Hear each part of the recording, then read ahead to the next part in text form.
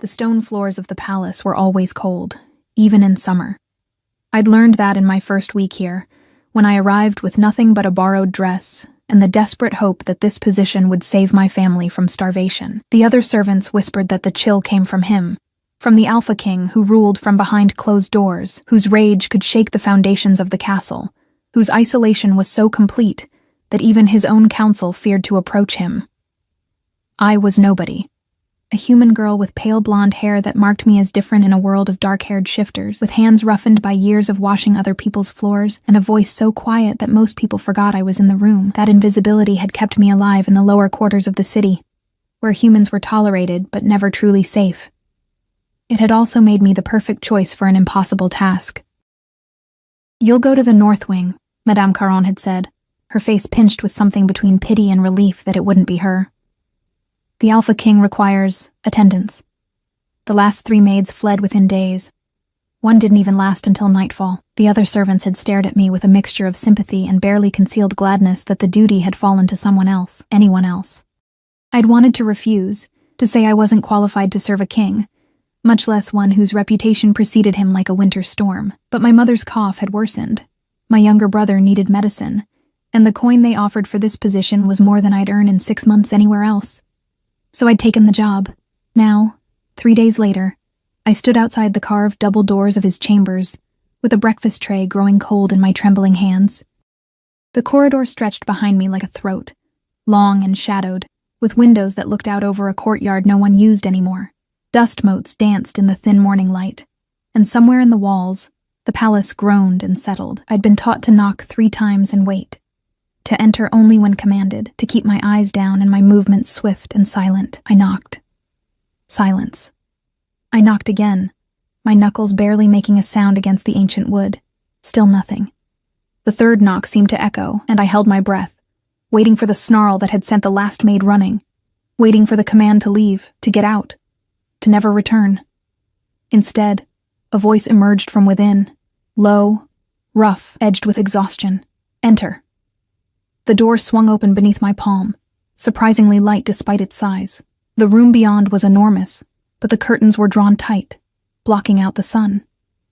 Shadows pooled in every corner. The air smelled of old smoke and something wilder, pine and earth and the musk of an animal kept too long indoors. He stood by the window, a silhouette against the heavy drapes. Even in human form, his size was intimidating. Tall and broad-shouldered, with the kind of presence that made the room feel smaller. His hair was dark, longer than fashion dictated, and his clothes were rumpled, as if he'd slept in them. Or not slept at all. "On the table," he said without turning. I moved quickly, setting the tray down on the massive oak table that dominated the center of the room.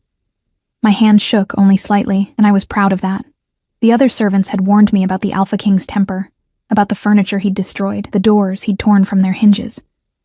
But standing here now, in the suffocating quiet, I didn't sense rage. I sensed something far more dangerous. Emptiness.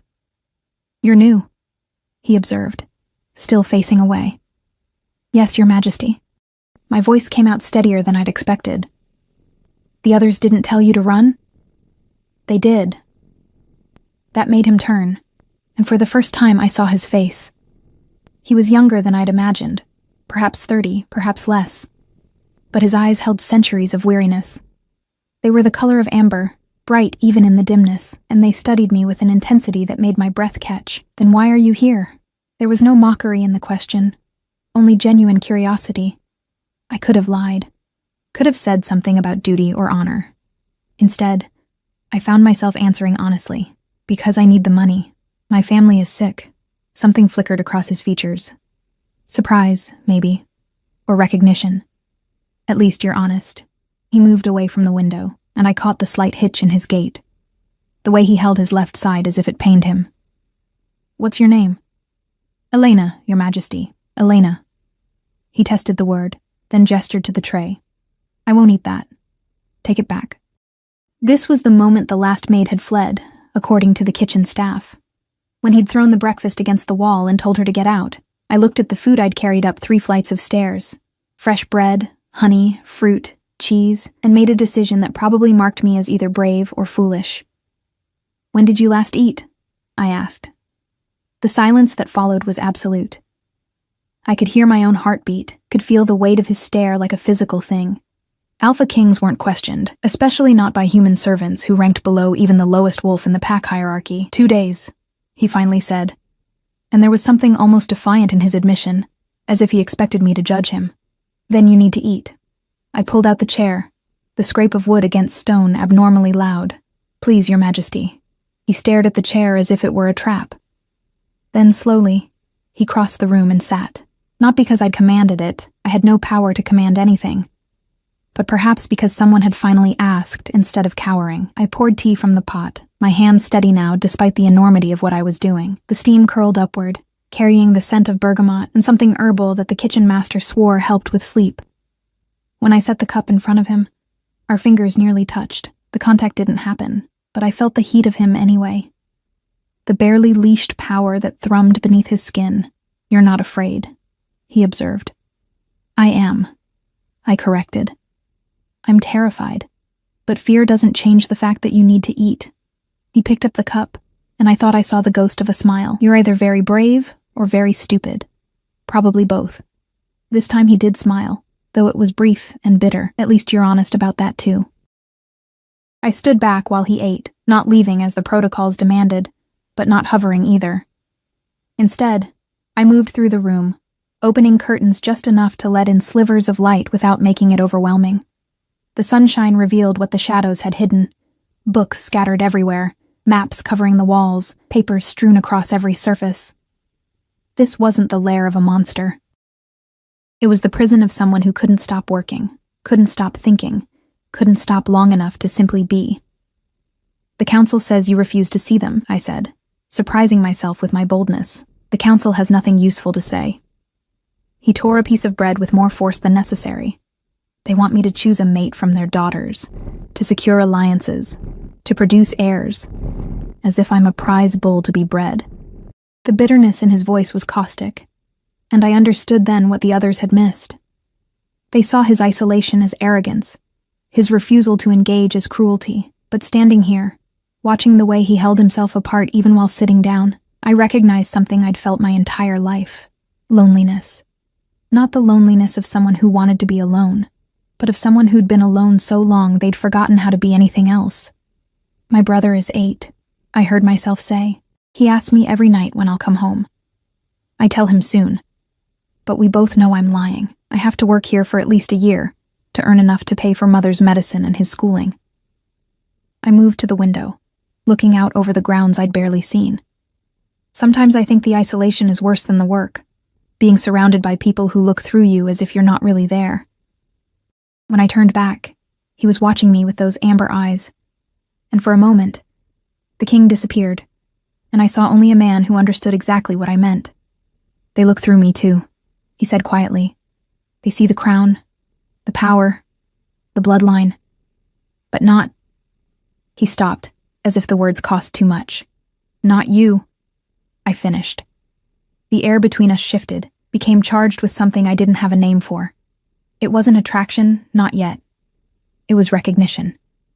The kind that happens when two people who've been invisible their whole lives suddenly see each other clearly. A knock at the door shattered the moment. Your Majesty. The voice was male, authoritative, carrying the weight of someone used to being obeyed.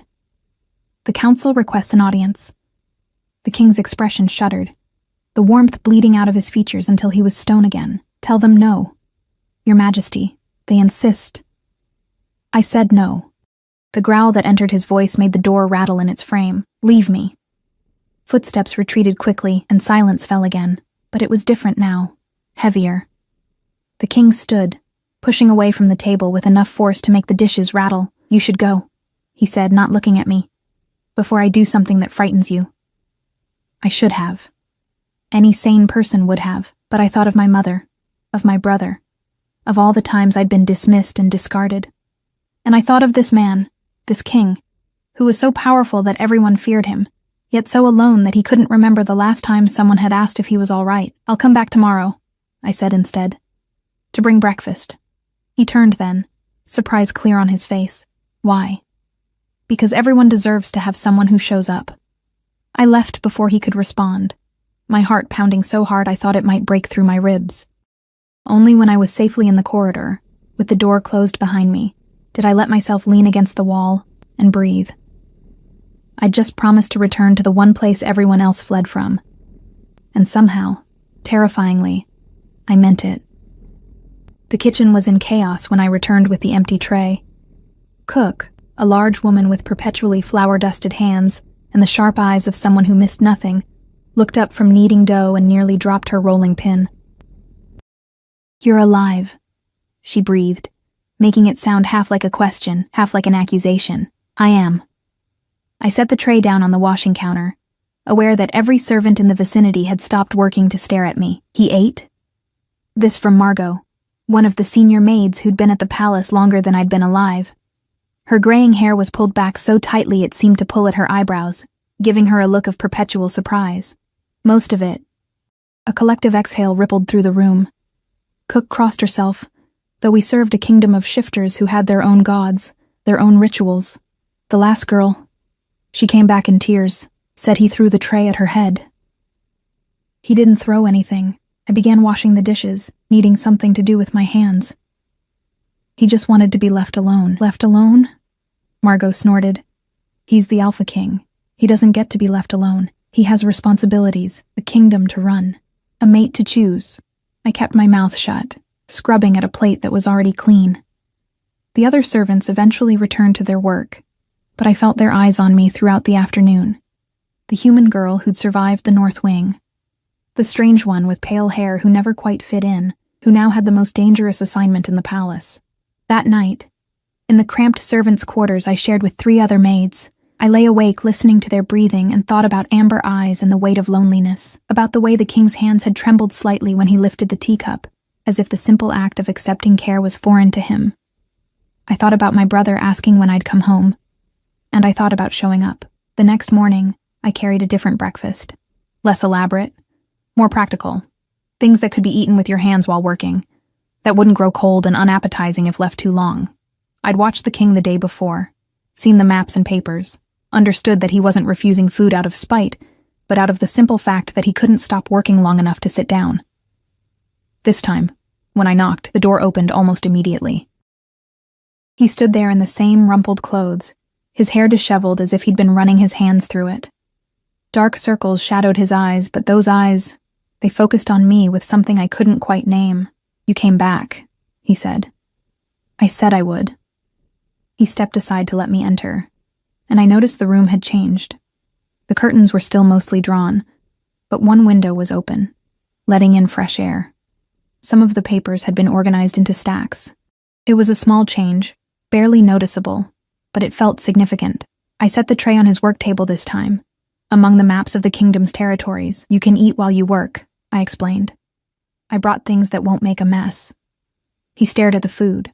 Bread rolls stuffed with cheese and herbs, strips of dried meat, fruit already cut into pieces, with an expression I couldn't read. Then he picked up a roll and took a bite. Still standing, still surrounded by his work. "Thank you," he said quietly. 2 words, but they felt like a gift. I began tidying the room, not in the invasive way that would make him feel scrutinized, but simply creating order from chaos.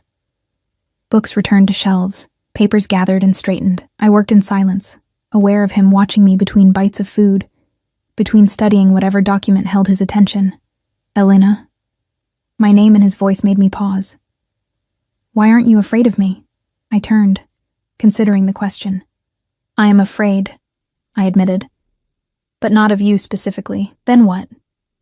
"I'm afraid of failing, of losing this position and not being able to help my family. I'm afraid that one day I'll go home and find my mother's cough has become something worse.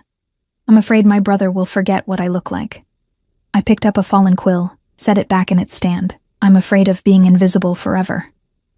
He was quiet for a long moment. Then, "You're not invisible to me." The words hung in the air between us, heavy with meaning I wasn't ready to examine. I busied myself with folding a blanket that had been discarded on a chair, needing something to do with the sudden flutter in my chest.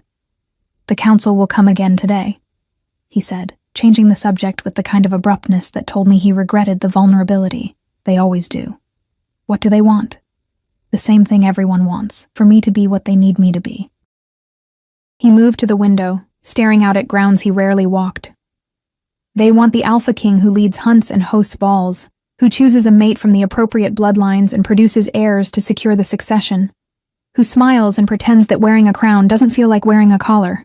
I heard the trapped animal in his voice, the wild thing forced into a shape that didn't fit. What do you want? The question seemed to startle him. He turned, and in the pale morning light, I could see him more clearly than before. The strong line of his jaw, the scar that cut through his left eyebrow, the way his shoulders carried tension like a permanent weight. I want... He stopped, seemed to struggle with the words. I don't know anymore. I've been what everyone else needed for so long. I'm not sure what I need still exists. Before I could respond, that authoritative knock came again. The same voice as yesterday. Your Majesty, the council awaits. This time, the king didn't snarl. He just sighed, a sound so tired it made my chest ache. Tell them I'll come. Shock rippled through me. From the silence on the other side of the door, it clearly shocked the messenger too. Your Majesty? I said I'll come. Give me an hour. The footsteps that retreated this time were hurried, excited. No doubt spreading the news that the king had finally agreed to emerge from his self-imposed isolation. When we were alone again, I found my voice. You're really going? You said everyone deserves to have someone who shows up. He turned to face me fully. Maybe it's time I showed up too, even if I hate every moment of it. Something warm bloomed in my chest, dangerous and terrifying. The feeling that I'd somehow mattered, that my words had weight with someone who held the power of life and death over thousands. You'll need different clothes, I said practically, because I didn't know how to handle the emotion. And your hair. Will you help me? The question should have been impossible. I was a servant, barely ranked above the scullery maids. He was the Alpha King, but he was asking, and somehow that made all the difference. Yes. I'd never dressed anyone before, certainly not a king, but I moved through his wardrobe, a massive carved monstrosity that held enough formal wear to outfit a small army, with the same practical determination that had gotten me through every impossible task in my life. I chose carefully, not the most ornate outfit, which would feel like armor, but something simpler, well-made, appropriate, but not suffocating. Deep blue that brought out the amber of his eyes, cut to fit his frame without constraining it. He changed behind a screen while I found brushes for his hair. When he emerged, I gestured to the chair, and he sat without argument. Standing behind him, I began working through the tangles with gentle patience. You could hurt me, he said quietly. Pull hard enough, use the right implement. I heal fast, but you could still cause pain. I could, I agreed, continuing my careful work. But why would I?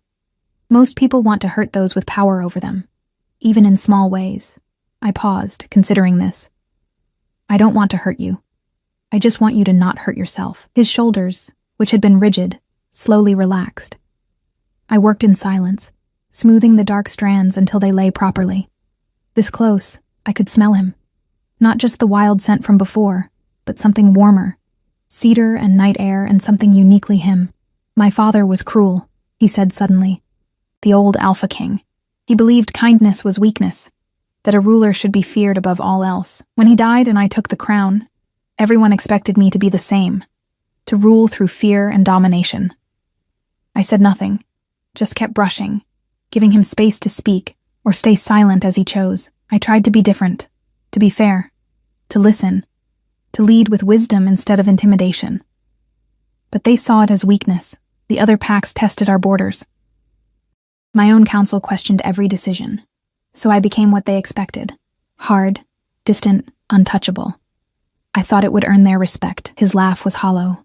Instead, I just became alone. You're not alone now, I said softly. He reached up, and his hand caught mine where it rested on his shoulder. The touch was electric, sending heat racing up my arm. For a moment, we stayed frozen like that. Servant and king, human and shifter.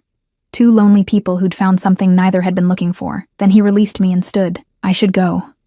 Face the council. I stepped back, suddenly aware of how much I'd overstepped. How dangerous this was becoming. Yes, Your Majesty. He winced.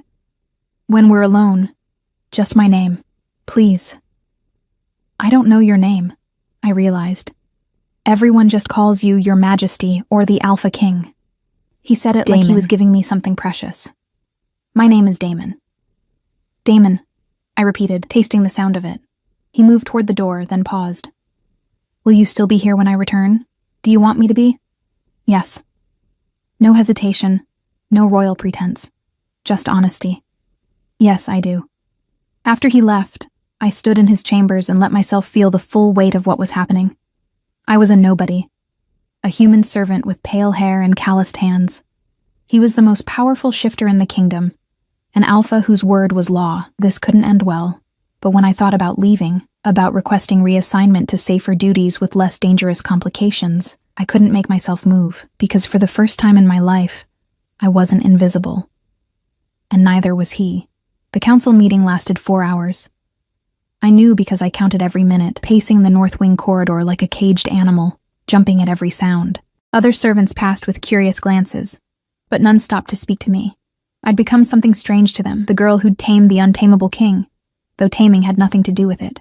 When Damon finally returned, I heard him before I saw him, heavy footsteps, the kind that spoke of barely controlled fury.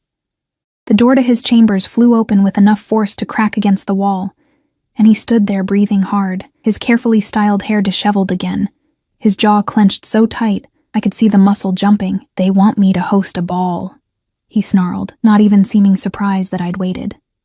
A mating ball, 3 weeks from now. Every eligible daughter from every prominent pack, paraded in front of me like merchandise at market. I closed the door quietly behind him, giving him space to rage.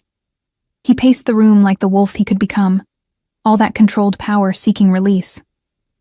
They've already sent invitations, already planned the menu, the music, the decorations, as if my consent was merely a formality. He grabbed a crystal glass from the sideboard, and I tensed, waiting for him to throw it. Instead, he just gripped it hard enough that I heard the crystal creak. Do you know what it's like? To have every aspect of your life decided by committee? To have your future, your heart, your body treated as political assets? No, I said honestly, but I know what it's like to have no choices at all. That stopped him. He set the glass down carefully, turning to face me. Tell me. So I did. I told him about being 12 when my father died, leaving us with nothing. About my mother working herself sick, trying to keep us fed. About the choices that weren't really choices. Marry a man 3 times my age who'd offered to clear our debts, or find work that would at least keep my brother fed. About choosing the work, choosing invisibility, choosing survival over dignity day after day after day. At least you get to rage, I said, surprised by the heat in my own voice. You get to slam doors and refuse counsels and make people wait. I've spent my whole life swallowing anger because showing it would get me dismissed or worse. You think your choices are limited? Try having none at all. The silence that followed was absolute. I'd just shouted at the Alpha King, just told him his problems were trivial compared to mine. Any moment now, he'd remember who he was, who I was, and this strange connection would shatter. Instead, he started to laugh. Not cruel laughter, but something genuine and surprised and almost relieved. You're right, he said, still grinning. You're absolutely right. I'm acting like a spoiled child because I have to attend a ball. A ball where you'll be forced to choose a mate from a selection of women who see you as a prize, I corrected, feeling my anger deflate. That's not nothing. No. But it's also not the end of the world. He crossed to where I stood, and suddenly the room felt smaller. You ground me, Elena. Somehow you ground me. The way he said my name made my breath catch. We were standing too close, close enough that I could see the flecks of gold in his amber eyes, could feel the heat radiating from his skin. This was dangerous territory, the kind that could ruin me. I should have stepped back. I didn't. Tell me about the women, I heard myself say. The ones who'll come to the ball. His expression shuddered slightly. Daughters of pack leaders, carefully groomed, politically connected, perfectly trained in all the arts a queen should possess. They'll smile and flatter and pretend to find me fascinating while mentally cataloging what my crown can do for their families. Maybe one of them will actually like you. They'll like the idea of me, the power, the prestige. But me? He shook his head. How could they? They don't know me. I don't let anyone know me. You let me know you. You're different. The words were soft, almost wondering. You see me. Not the king, not the alpha, just me. My heart hammered against my ribs. This was the moment I should make an excuse and leave, should remember my place, and restore the proper distance between servant and sovereign. But before I could move, a sharp knock interrupted us. Not the council this time. Something else.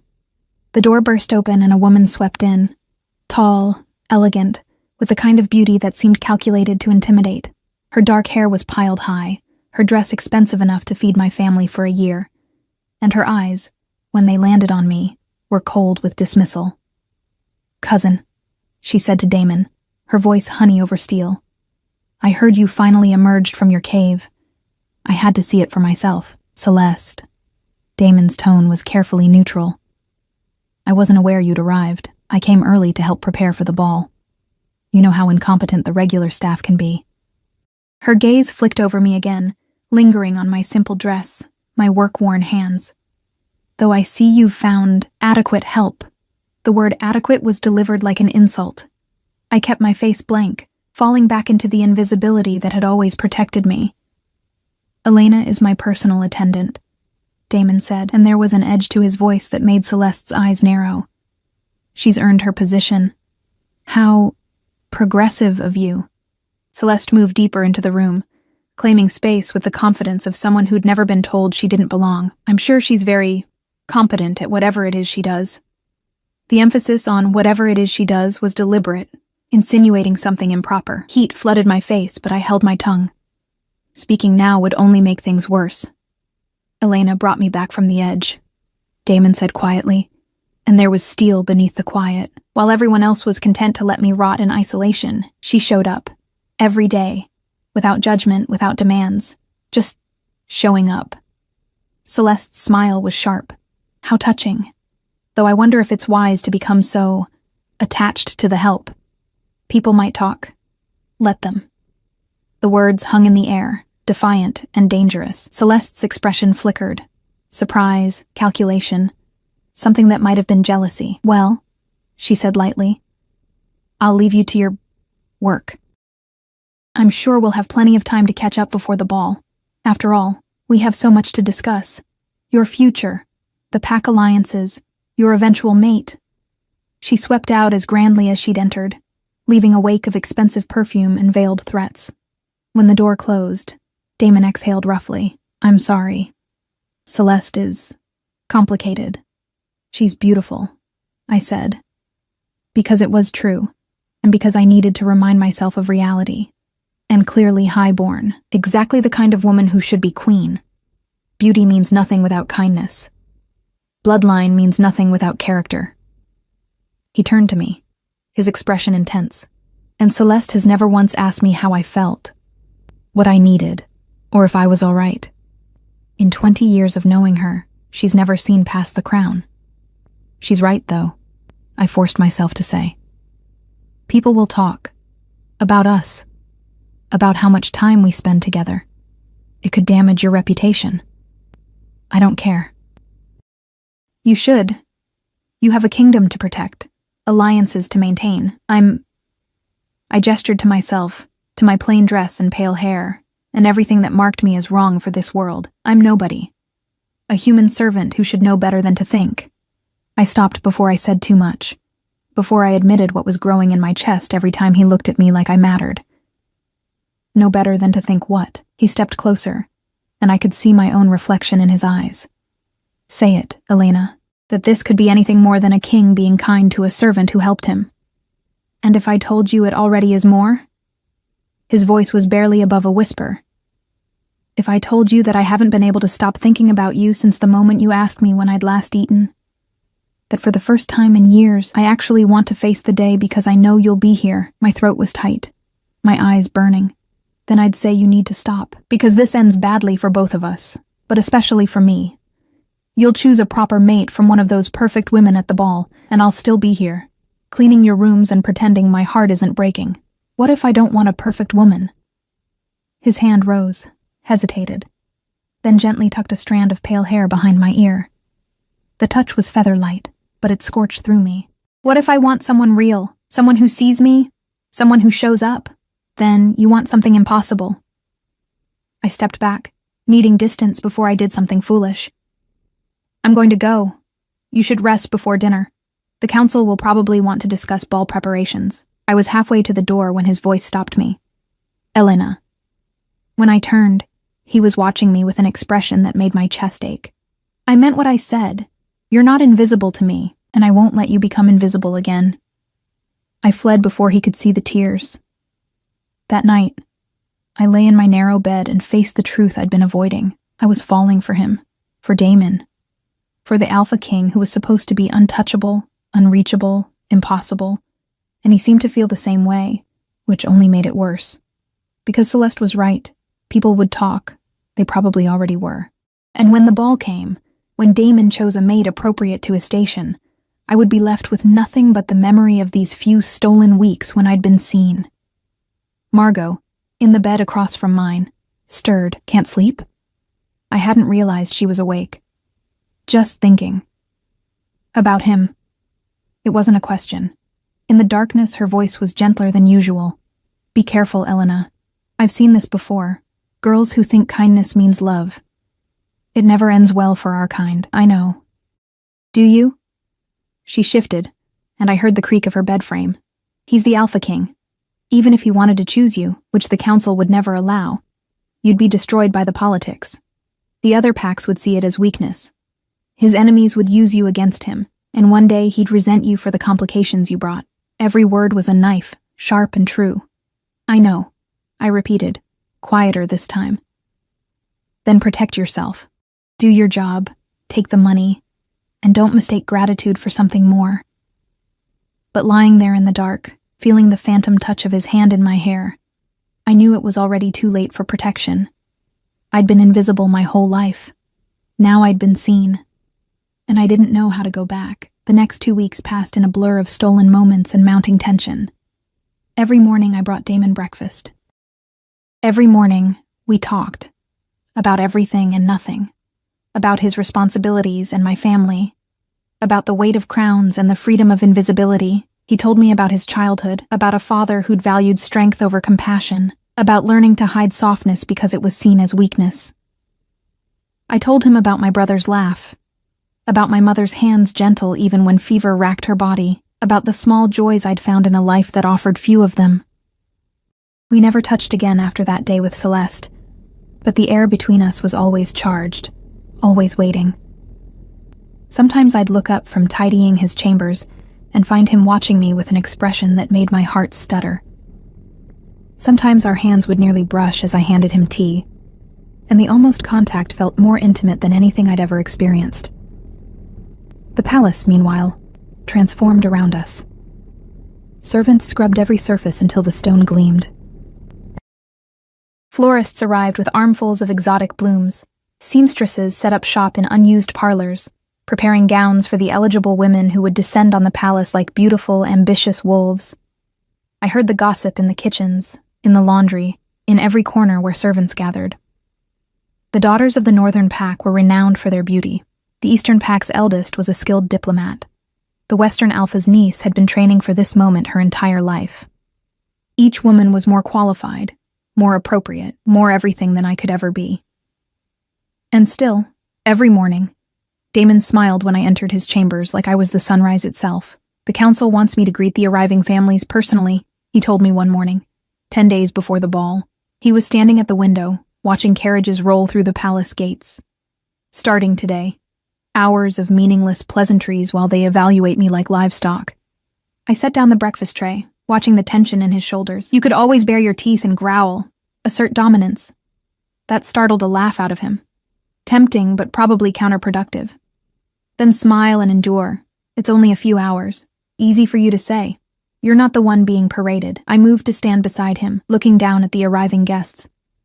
Even from this distance, I could see the elegance of their clothes, the proud way they carried themselves. These were people who belonged in palaces, who'd been born knowing their worth. I spent 3 years working in a tavern, I said quietly, smiling at men who grabbed at me, who said vile things, who treated me like I was less than human. I smiled because I needed the coin. You're doing this for your kingdom. At least your suffering has a noble purpose. He turned to look at me. and something in his expression shifted. "Come with me." "What?" "To the greetings. Be there. In the background maybe, but there. So I have something real to focus on." "Damon, people will notice. They'll ask questions." "I don't care. Please, Elena, He stopped, seemed to struggle with the words. "I need you there." I should have refused. It was dangerous, inappropriate, exactly the kind of thing that would fuel gossip. But looking at his face, seeing the vulnerability he showed only to me, I couldn't deny him. "All right." The grand entrance hall was magnificent in a way that made me feel small. Vaulted ceilings soared overhead, held up by marble columns carved with wolves in various poses, hunting, howling, running free. Chandeliers dripped crystal light. The floors were so polished I could see my reflection, distorted and strange. I stood against the far wall, trying to blend into the tapestries, watching as family after family was announced. The northern pack arrived first, 3 daughters, each more stunning than the last, with dark eyes and confident smiles. Their father, a grizzled alpha with silver in his hair, clasped Damon's hand like they were equals. "Your Majesty," he boomed, "may I present my daughters, Sienna, Rhea, and Jade." The 3 women curtsied in perfect unison, their movements graceful and practiced. Sienna, the eldest, held Damon's gaze with bold interest. "It's an honor to finally meet you, Your Majesty. We've heard so much about your strength and wisdom." "The honor is mine," Damon replied, his tone polite but distant. His eyes flickered to where I stood for just a moment, so brief that only I noticed. The Eastern pack came next, then the Western. Each brought daughters, nieces, cousins, a parade of eligible women, all beautiful, all accomplished, all perfectly suited to be queen. They spoke multiple languages, could discuss politics and art with equal ease, and wore their confidence like armor. I watched them smile at Damon, saw the calculation behind the warmth. These were women who knew their worth, who understood the game being played. And why shouldn't they? This was what they'd been raised for. To marry well, to secure alliances, to produce heirs and manage households and smile through anything. I had no right to judge them for playing a game I couldn't even enter, but I hated it anyway. "And who is this?" The question came from Celeste, who'd appeared at Damon's elbow like a shadow. She was looking directly at me, her smile sharp. I don't believe I've seen her among the guests. Every eye in the room turned to me. I felt exposed, pinned like a butterfly to a board. Damon's jaw tightened, but before he could speak, I stepped forward and curtsied. "I'm Elena, Your Highness. I serve in the North Wing." "Ah, yes, the Maid." Celeste's tone made it sound like an insult. "How dedicated of you to attend these proceedings. Though I'm sure you have other duties to attend to." It was a dismissal, clear and cutting. I opened my mouth to comply, to retreat to where I belonged, but Damon's voice stopped me. "Elena stays." The room went still. Several of the visiting alphas exchanged glances. Sienna's eyes narrowed slightly, reassessing. Celeste's smile became brittle. "I asked her to be here," Damon continued, his tone leaving no room for argument. "She is under my personal protection." The phrase was carefully chosen. In shifter culture, placing someone under your personal protection was significant. It meant threatening them would be considered a direct challenge to you. It also implied a level of importance that made everyone in the room recalculate my position. Celeste's expression flickered with something ugly before smoothing back to pleasant neutrality. "Of course, cousin. How very generous of you." The greetings continued, but the atmosphere had changed. Now the visiting families looked at me with curiosity rather than dismissal. Some of the women's smiles became more forced, and Celeste watched me like a cat watching a mouse, waiting for the perfect moment to pounce. When the formal proceedings finally ended, and the families dispersed to their guest quarters, Damon caught my elbow and steered me into a side corridor. "That was foolish," I hissed once we were alone. "You just made me a target. I made you protected." His hand was still on my elbow, warm even through my sleeve. "I won't let them treat you like you're nothing." "I am nothing. In their eyes, in this world. Damon, you can't keep doing this. You can't keep putting yourself at risk for me." "Why not?" "Because it doesn't change anything." The words burst out, louder than I'd intended.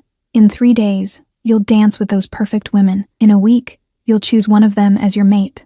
And I'll still be a servant who was stupid enough to think. I stopped, pressing my hands to my face. I can't do this. I can't stand there and watch you smile at them, knowing it should be me but never will be. His hands caught my wrists, gently pulling my hands away from my face. What if I chose you? The world tilted. What?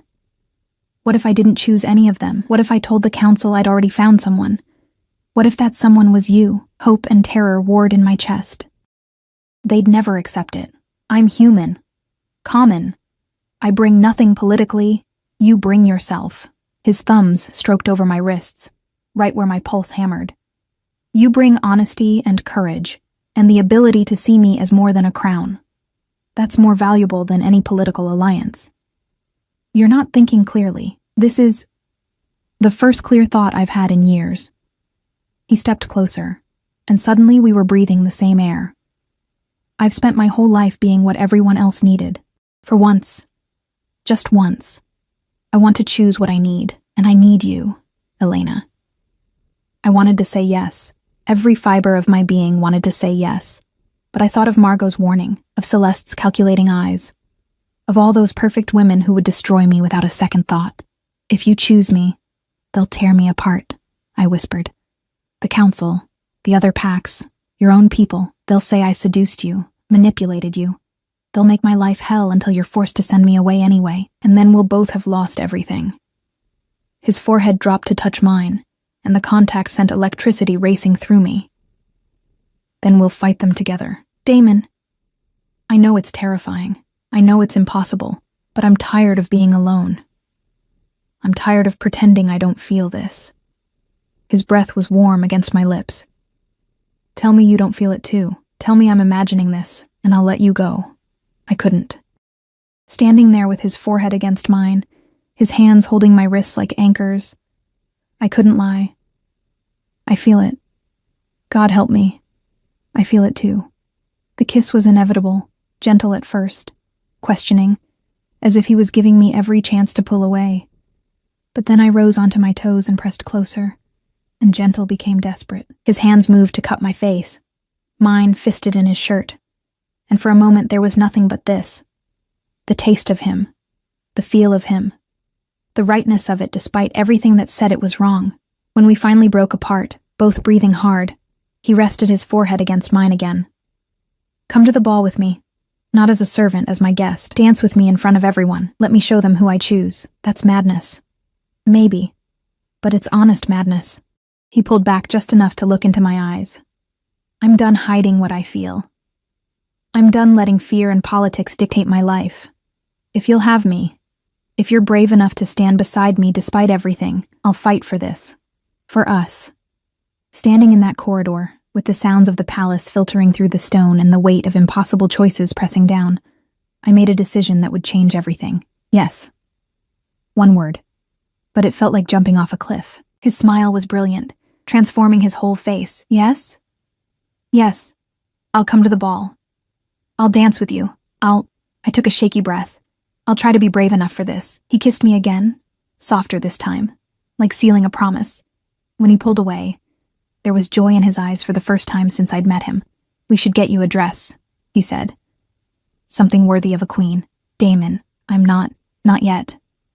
His smile was gentle, but determined. But if you'll have me, Elena, if you'll let me choose you the way you chose me when you decided to keep showing up. I thought of all the reasons this was impossible, of Celeste's cold eyes, and the council's disapproval, and the perfect women who would see me as an insult. I thought of everything that could go wrong, all the ways this could end in disaster, and then I thought of being invisible again, of going back to a life where no one saw me, where I existed only in the margins. All right, I whispered. Let's be brave together. Outside, the palace prepared for a ball that everyone thought would unite kingdoms through a carefully arranged match. They had no idea their king had already chosen his queen. The 3 days before the ball passed in a haze of preparation and mounting dread. Damon had commissioned a dress for me, something he'd arranged in secret with a dressmaker who asked no questions and showed no judgment. When it arrived, wrapped in silk cloth and smelling of lavender, I could barely breathe looking at it. It was the color of moonlight, pale silver that would complement my blonde hair rather than wash it out. The fabric was soft as water, cut simply but elegantly, without the excessive embellishments that might make me look like I was trying too hard. It was perfect, and it terrified me. "You're really doing this," Margot said the night before the ball. She sat on her bed, watching me with an expression caught between concern and something like pride, going as his guest, dancing with him in front of everyone. "I'm really doing this." My hands shook as I touched the dress hanging on the wardrobe door. "They'll eat you alive, you know, those high-born women. They've been training their whole lives for this moment, and here you come, a human servant who'll steal their prize." "I know. And the council, Elena, they could make you disappear, send you away, or worse. They have power you can't imagine. I know that too." I turned to face her. "But I also know that I've been invisible my whole life. And for once, just once, someone sees me. Really sees me. If I walk away from that, I'll spend the rest of my life wondering what if." Margot was quiet for a long moment. Then she stood and crossed to her own trunk, rummaging through it until she pulled out a small silver comb. "This was my mother's. She gave it to me before she died. Told me to wear it when I needed to feel brave." She pressed it into my hands. "You'll need it more than I will tomorrow." I stared at the comb, my throat tight. "Margot, don't." She cut me off, her voice gruff. "Just wear it, and try not to get yourself killed." The ballroom was a vision of splendor when I arrived. Hundreds of candles cast golden light across polished floors. Flowers cascaded from every surface, filling the air with their perfume. Musicians tuned their instruments on a raised platform, and servants moved through the growing crowd with trays of wine and delicacies. The guests were even more magnificent. The eligible women wore gowns of every color, each more elaborate than the last, designed to catch the eye and hold attention. Jewels glittered at throats and wrists. Hair was piled and curled and adorned with flowers, or feathers, or precious stones. I felt plain in comparison, despite my beautiful dress, simple. Ordinary. Wrong. Then Damon saw me. He stood near the throne at the far end of the ballroom, surrounded by council members and visiting alphas, but when I entered, his eyes found me immediately. The conversation around him faded as he stared, and I watched something like wonder cross his face. He crossed the ballroom in long strides, ignoring the stares, ignoring Celeste's sharp intake of breath, ignoring everything except me. When he reached me, he took my hand and brought it to his lips, a gesture so formal and yet so intimate that whispers erupted around us. "You're beautiful," he said softly, for my ears only. "You're the most beautiful thing I've ever seen." "I'm terrified," I admitted. "Good, so am I." His smile was crooked, endearing. "Let's be terrified together." The music began, a waltz, traditional and elegant. Damon led me onto the floor as the crowd parted around us, and I felt every eye tracking our movement. The eligible women watched with expressions ranging from confusion to fury. The council members looked grim. Celeste's face had gone carefully blank, which was somehow more frightening than anger. "Everyone is staring," I whispered as we began to dance. "Let them." His hand was warm and steady at my waist. "I told you I was done hiding." We moved across the floor, and despite my fear, despite everything, it felt right. His lead was confident, guiding me through steps I barely knew. When I stumbled slightly, he caught me effortlessly, his smile never wavering. "I'm not very good at this," I murmured. "You're perfect." The way he said it made it sound like truth.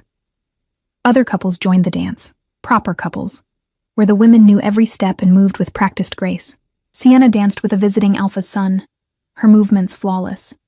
Rhea laughed at something her partner said, drawing eyes with her charm. They belonged here in a way I never would. But when I started to pull away, to suggest he should dance with someone more appropriate, Damon's hand tightened on mine. "Don't," he said. "Don't retreat. Not now." "Damon, look at them. They're everything a queen should be. They're everything people think a queen should be. Beautiful, accomplished, politically connected. But you're what a queen actually needs to be. Compassionate, brave, honest. You see people, Elena. Really see them. That's rarer and more valuable than perfect deportment." The song ended. And before another could begin, a voice cut through the chatter. "Your Majesty." It was one of the council members, a man named Gregor, with steel-gray hair and eyes like flint. "Might I request a word, in private?" It wasn't really a request. Damon's jaw tightened, but he nodded. "To me," he said quietly. "Wait for me. Please, don't leave." I nodded, and he released my hand reluctantly before following Gregor toward a side chamber. The moment he was gone, the whispers became voices. "Did you see that? The way he looked at her? She's nobody, a servant. Human too, can you imagine? The Alpha King choosing a human?" I stood there, exposed and alone, feeling the weight of their judgment. Some of the stares were merely curious, but others were hostile. I'd committed an unforgivable sin. I'd reached above my station and dared to touch something that wasn't meant for me. So, Celeste appeared at my elbow, her voice honey-sweet and venomous. "The little maid thinks she can be queen." I turned to face her, forcing my spine straight. "I don't think anything. Damon invited me." "Oh, Damon, is it?" Her laugh was like breaking glass. "How familiar." "Tell me, Elena, do you really believe he'll choose you? That he'll throw away centuries of tradition, alienate every allied pack, and risk his throne for a servant girl with pretty hair?" Each word was a blade, finding marks I hadn't even known were vulnerable. "I believe he deserves to choose his own future." "How noble." Celeste's eyes were cold. "But here's what will actually happen. The council is in there right now, explaining to him exactly what choosing you would cost. The alliances that would crumble, the pacts that would rebel, the power he'd lose. And he'll realize, as all men in power eventually do, that personal happiness is a luxury he can't afford. You don't know that, don't I?" She leaned closer, her voice dropping to a whisper. "I've known Damon his entire life. I watched his father break him, watched him rebuild himself into a king. He's strong, but he's not stupid. When forced to choose between his feelings for you and the stability of his kingdom, he'll choose the kingdom, because that's what good kings do." She swept away, leaving me standing there with doubt curling through my chest like smoke. Was she right? Would Damon ultimately choose duty over his heart? Could I really blame him if he did? The minutes stretched. Around me, the ball continued. Dancing and laughter and political maneuvering. I stood alone, neither servant nor guest, belonging nowhere. Then Sienna approached, her beautiful face sympathetic in a way that felt almost genuine. "You should leave," she said quietly. "Not to be cruel, but this won't end well for you. Even if he chooses you tonight, the council will find ways to make your life unbearable, and eventually, he'll have to send you away to keep peace. Better to leave now with your dignity intact." "Is that what you do?" I asked. "Give up on something real because it's difficult. I'd recognize when I was fighting a battle I couldn't win." Her voice was kind, which somehow made it worse. "You seem like a good person, Elena. You don't deserve to be destroyed by politics you don't understand." She walked away, and I stood there wondering if she was right. If I was being impossibly naive to think love could overcome power and tradition, and centuries of carefully maintained hierarchy. The door to the side chamber opened. Damon emerged, his face pale, his expression closed. The council members followed, looking grim and satisfied in equal measure. My heart sank. He crossed the ballroom toward me, and everyone watched. The music had stopped. The entire room held its breath. When he reached me, he held out his hand. "Dance with me," he said, loud enough for everyone to hear. "One more time." I took his hand, and he led me back onto the floor. The musicians, uncertain, began to play, something slower this time, more intimate. We moved together in silence while the crowd watched, and I could feel the tension radiating from him. "They told you no," I said quietly. "They gave me an ultimatum." His voice was tight. "Choose an appropriate mate by the end of the ball, or they'll call for a vote of no confidence. The other alphas are already on edge about my isolation. If the council pushes, they could actually strip my crown." My chest felt like it was caving in. "Then you have to choose one of them. Sienna maybe, or..." I already chose. He pulled me closer, defying every rule of proper distance. "I chose you, Elena, the moment you asked me when I'd last eaten, when you saw me as a person instead of a crown. I chose you." "Damon, you can't lose your throne for me." "Why not?" There was something wild in his eyes now, something reckless. What good is a crown if I have to be alone forever? What's the point of power if I can't use it to protect what matters most? The kingdom matters. The people. You matter. His hand cupped my face, right there in front of everyone. You matter more than any alliance, more than any tradition. And I'm done pretending otherwise. He turned then, still holding me, to address the room. His voice carried to every corner, strong and clear. I am Daemon Ravenscar, Alpha King of the Northern Territories. And I stand before you tonight to announce my choice of mate. His hand tightened on mine. This is Elena. She is human. She is common. She brings no political advantages and no powerful family connections. But she is brave and kind and honest, and she sees me, truly sees me, in a way no one else ever has. So yes, I choose her. And if that costs me my crown, then so be it. The silence was deafening. I stood there, exposed and terrified, waiting for the outrage, the rejection, the final proof that this had all been an impossible dream. Then, from the back of the room, someone started to clap. It was one of the visiting alphas, an older man with kind eyes who'd lost his own mate years ago. The applause spread slowly, uncertainly at first. Not everyone joined. Celeste stood frozen, her face a mask of fury. Several council members looked murderous. But enough people clapped. Enough smiled. Enough nodded their approval. And Gregor, the councilman who'd seemed most opposed, stepped forward. Your Majesty, he said heavily. The council. We require a private word, immediately. Daemon's hand found mine again. Whatever you have to say, you can say in front of Elena. Gregor's jaw worked. Then, surprisingly, he inclined his head. Very well. The council has discussed the situation, and while we have concerns about tradition and propriety, we also recognize that an alpha's choice of mate is deeply personal. If you truly believe Elena is your fated match, I do, then we will support your choice, with conditions. My heart hammered. Conditions could mean anything. What conditions? Daemon asked, his voice dangerous. She must be educated in pack politics and etiquette. She must prove herself worthy of the position. And Gregor's eyes met mine. She must survive a formal challenge from any who question her right to stand as queen. A formal challenge. In shifter culture, that meant combat. Not to death, necessarily, but to submission. And I was human, facing women who could transform into wolves. Before I could speak, before I could tell them I accepted, Celeste stepped forward. I challenge her right. Her smile was sharp. If she's truly worthy to be queen, she'll face me. Combat. Tomorrow at dawn. The room erupted in whispers. Daemon's hand tightened on mine so hard it hurt. No, absolutely not. Elena is human. It would be slaughter. Then she's not worthy. Celeste's eyes glittered. A queen must be able to protect herself, protect the pack. If she can't face one challenger, how can she stand beside you? She was right, and we both knew it. If I backed down now, I'd spend my entire life being seen as weak, as unworthy. Every decision I made would be questioned. Every word I spoke would be dismissed. I stepped forward, pulling my hand from Daemon's. I accept the challenge. Elena, no. Yes. I turned to him, seeing the fear in his eyes. If I'm going to do this, I can't hide behind you. I have to prove I'm strong enough to stand beside you. You are strong enough, then let me show them. I touched his face gently. Trust me. Please. Dawn came too quickly.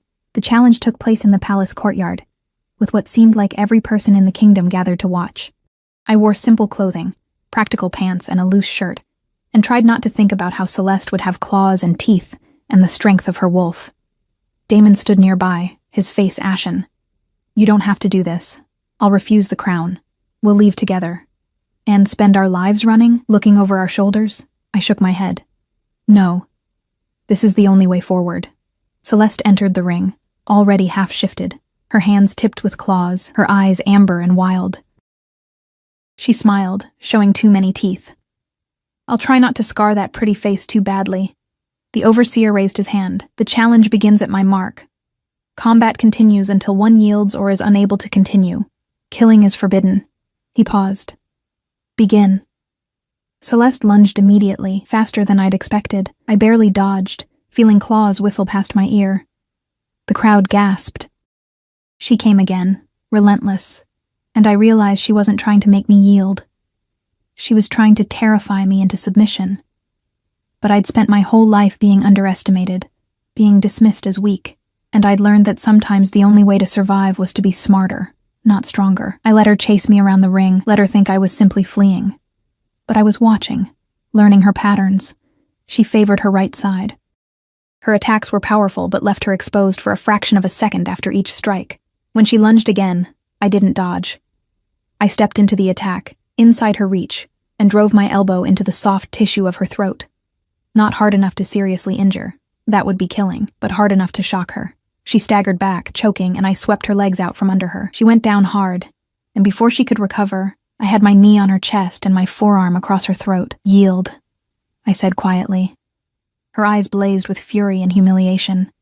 For a moment I thought she'd refuse, would force me to hurt her more. Then, between gritted teeth, I yield. I stood immediately, offering my hand to help her up. She stared at it with loathing before ignoring it and rising on her own. But the damage was done. Everyone had seen. The human girl had beaten the highborn shifter through speed and strategy. The crowd erupted. Some cheered. Some looked stunned. And Damon? Damon looked at me like I'd hung the moon. He crossed to me quickly, pulling me into his arms despite the impropriety. "Are you hurt?" "Just bruised." I was shaking now, the adrenaline leaving my system. "Is it over? Is this done?" "It's done." He kissed my forehead, my cheeks, my lips, right there in front of everyone. "You magnificent, terrifying woman. It's done." The wedding took place 3 weeks later, a smaller ceremony than tradition demanded, but perfect in its intimacy. Damon wore traditional formal wear, and I wore a dress of white and silver that caught the light like starlight.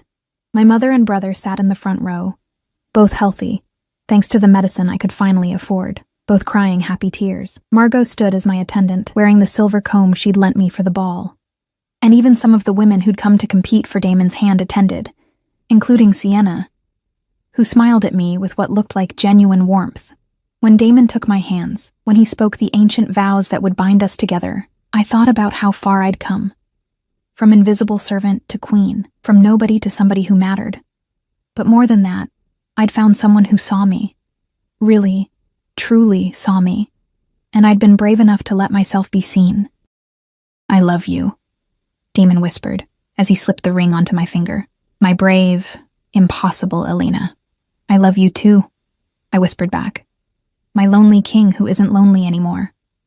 The kiss that sealed our union was witnessed by a kingdom that would slowly learn to accept their unusual queen. There would be challenges ahead, there always were. Political complications and old prejudices, and 1,000 tiny battles for respect and recognition. But I'd faced down a shifter in single combat and won. I could handle anything else they threw at me. Together, we could handle anything. 5 years later, I stood in the same courtyard where I'd fought Celeste, watching my daughter, blonde like me with her father's amber eyes, chase butterflies through the garden. Damon stood beside me, his arm around my waist, and I leaned into his warmth. "She's fast," he observed proudly. "She gets it from you. The stubbornness is all yours." I laughed, tilting my face up to kiss him. These small moments of peace were precious, stolen between council meetings and pact negotiations, and all the responsibilities of ruling. But they were ours. My brother, now 13, ran through the garden after my daughter, both of them shrieking with laughter. My mother sat nearby, her health fully restored, knitting something small and soft. Margot, now head of household staff, supervised the servants setting up for a small family dinner. This was my life now. Not perfect, not easy, but real, honest, full of people I loved who loved me back. "Do you ever regret it?" I asked Damon quietly. "Choosing me? All the complications it brought?" He turned to look at me, and in his eyes I saw the same thing I'd seen that first morning when I'd asked him when he'd last eaten. Recognition, warmth, home. "Not even for a moment," he said. "You're the best choice I ever made." I smiled, rising onto my toes to kiss him again. "You're not so bad yourself." Our daughter called for us then, wanting to show us something she'd found. A flower, probably, or an interesting stone. We went to her together, hand in hand, king and queen and parents and partners. I'd spent my whole life invisible, surviving in the margins. Now I stood in the sun, surrounded by love, living instead of just existing. And it had all started because I'd been brave enough to show up, and he'd been brave enough to see me. Some fairy tales ended with happily ever after. Ours was just beginning.